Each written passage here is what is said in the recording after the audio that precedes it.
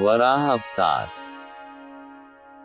वराह अवतार हिंदू धर्म ग्रंथों के अनुसार भगवान विष्णु के 10 अवतारों में से तृतीय अवतार है, जो भाद्रपद में शुक्ल पक्ष की तृतीया को अवतरित हुए। आइए जानते हैं वराह अवतार की रोचक कथा के बारे में। हिरण्याक्ष और हिरण्यकशिपु ने जब दिति के गर्भ से जुड़वा रूप में जन्म लिया तो पृथ्वी कांप उठी। हिरण्याक्ष और हिरण्यकशिपु दोनों पैदा होते ही बड़े हो गए और अपने अत्याचारों से धरती को कपाने लगते हैं। यद्यपि हिरण्याक्ष और हिरण्यकशिपु दोनों बलवान थे, किंतु फिर भी उन्हें संतोष नहीं था।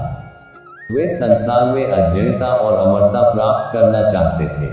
हिरण्याक्ष और हिरण्यकशिपु दोनों ने ब्रह्मा जी को प्रसन्न करने के लिए बहुत बड़ा तप किया। उनके तप से ब्रह्मा जी प्रसन्न हुए। ब्रह्मा जी से अजयता और अमरता का वरदान पाकर हिरण्याक्ष उद्दंड और स्वेच्छाचारी बन गया।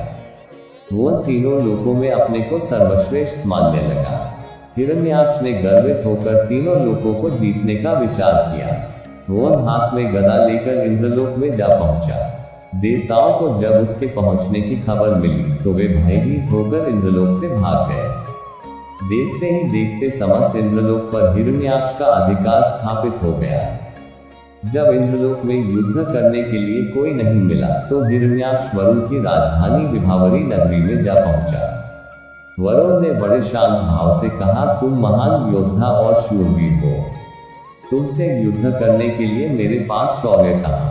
तीनों लोकों में भगवान विष्णु को छोड़कर कोई भी ऐसा नहीं है जो तुमसे युद्ध कर सके। अतः उन्हीं के पास जाओ, वे ही तुम्हारी युद्ध पिपासा शांत करेंगे। वरुण का कथन सुनकर हिरण्याक्ष भगवान विष्णु की खोज में समुद्र के नीचे रसातल में जा पहुंचा। रसातल में पहुंचकर उसने एक विस्मयजनक दृश्य देखा।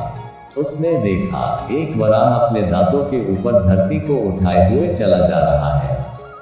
हिरण्याक्ष वराह को लक्ष्य करके बोल उठा, तुम अवश्य ही भगवान विष्णु हो। धरती को रसातल से कहां लिए जा रहे हो?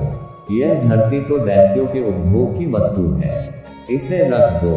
तुम अनेक बार देवताओं के कल्याण के लिए दैत्यों को छल चुके हो, आज तुम मुझे छल नहीं सकोगे। फिर भी भगवान विष्णु शांत ही रहे।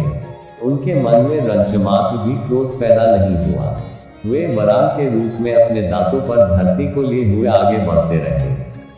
हिरण्याक्ष भगवान वराह रूपी विष्णु के पीछे लग गया।